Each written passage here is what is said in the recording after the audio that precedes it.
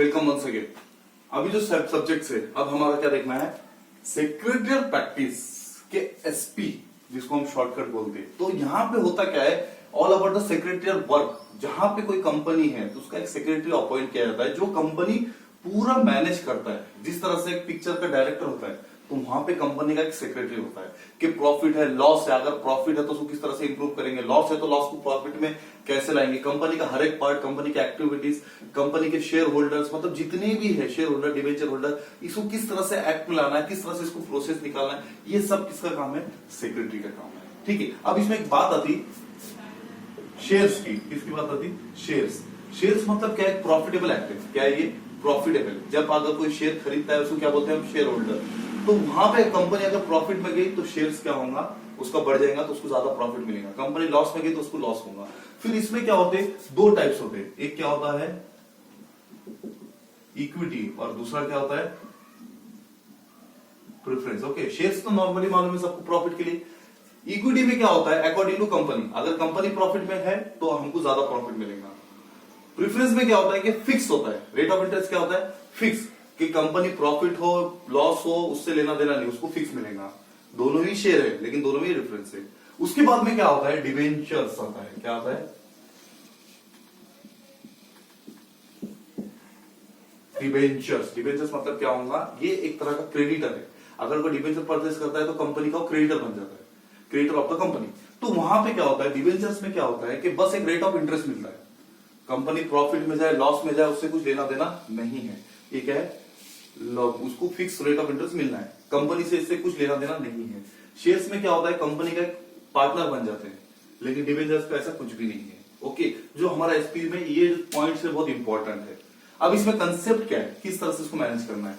ठीक है, पहला देखो, all about the secretary work. जितना भी सेक्रेटरी का काम है सब हम लोग इसमें सीखते हैं। प्रॉम्प्ट, सेक्रेटरी कैसा होना चाहिए, प्रॉम्प्ट होना चाहिए, प्रॉपर नॉलेज भी होना चाहिए उसको, क्योंकि कंपनी के बारे में उसको दूसरों को बताना है, कंपनी को मैनेज करना है तो नॉलेज होना चाहिए। सिस्टमैटिकल एक्ट उसका कैसा होना है, सिस्टमैटिकल। और पोलाइट लैंग्वेज, लैंग्वेज किस तरह से होना चाहिए, वर्ड उसके पोलाइट होना चाहिए। ये नहीं कि एकदम से रफली बात कर लिए तो सामने वाला क्या होगा, सेटिस्फाइड नहीं हुआ, वो क्या होगा, वो मतलब के वहां से दूर चला गया, तो इसलिए पोलाइट होना चाहिए। ठीक है, तो ये क्या होगा, इसका एक प्रोसीजर है। अब रिलेटेड क्या होना चाहिए, सेक्रेटरी क्या है ये आपको मालूम होना चाहिए। आप कोई भी आंसर में सेक्रेटरी के रिलेटेड आप लिखते अगर, तो आंसर आपका सही है। और जैसा मैंने आपको बताया, जो भी हमारे थियोरेटिकल सब्जेक्ट है उसके क्या होगा, सिस्टम बाकी के सेम रहेंगे। जैसा हम लोग इको और ओसी में देखते, आंसर लिखने की टेक्निक्स वगैरह सब सेम ही होंगे। ओके, लेकिन क्या होगा, इसमें नॉलेज किसका होना चाहिए, हमको सेक्रेटरी का। अब इसमें और एक पॉइंट क्या आता है, लेटर राइटिंग। लेटर राइटिंग में क्या है, जो हेडिंग आपका कैपिटल में आना चाहिए, टाटा स्टील लिमिटेड, आप कुछ भी डालो। उसके बाद में यहाँ पे एड्रेस, यहाँ पे फैक्स नंबर डाल दिए। सब्जेक्ट जो है आपका, जो भी क्वेश्चन होगा पेपर में, वो क्वेश्चन को निकाल के सब्जेक्ट लिख लिए। अब नीचे का जो है उसके रिलेटेड लिखना है, तो आप कैसे लिखेंगे, जो भी आपके एसपी में जितने भी लेटर्स दिया हुआ है वो लेटर्स को एक बार आपको रिवाइज करना है। कोई भी एक लेटर आप फिक्स कर लो, उसका डेफिनेशन आप अप्लाई कर सकते, but it should be related, मतलब कि रिलेटेड होना चाहिए। ऐसा नहीं कि आप कुछ भी लिख दिए, लेकिन पैटर्न क्या होना चाहिए, ये होना चाहिए। स्टार्टिंग कैपिटल, उसके बाद में एड्रेस फैक्स नंबर लिख दिए, सब्जेक्ट लिख दिए, सब्जेक्ट कहां से लिखना है, जो क्वेश्चन है वही लिखना है। ओके, तो वो होने के बाद में इस तरह से इसका पैटर्न है। ये आपका क्या होगा, आपके मार्क्स ये जाना नहीं चाहिए हाथ के मार्क्स से ये। ओके, उसके बाद में सेम प्रोसीजर, शॉर्ट नोट्स वाला लिखना है तो 5 to 7 पॉइंट्स में लिखना है। जैसा हम इको और उसी के लिए अप्लाई करेंगे, सब ऐसे ही अप्लाई होगा।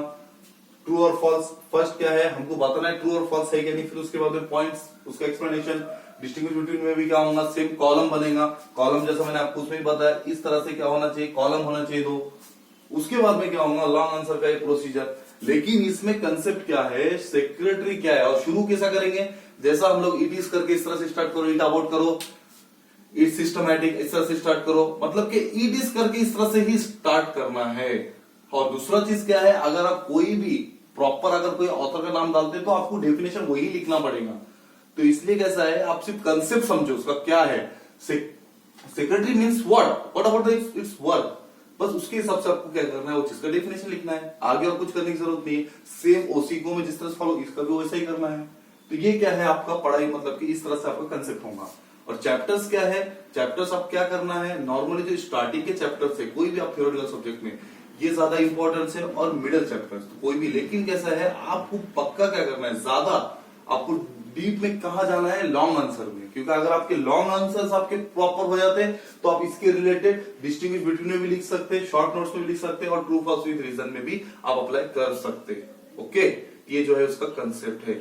तो आप जो है आप पढ़ाई में फोकस कीजिए, इस जैसा मैं बताया, आप इजी पैटर्न है, इजी पैटर्न के हिसाब से आप फॉलो कीजिए, आप मतलब के 60 to 70% तक आप पहुंच जाएंगे। Okay, all the best, next lecture में फिर देखते हैं। ओके।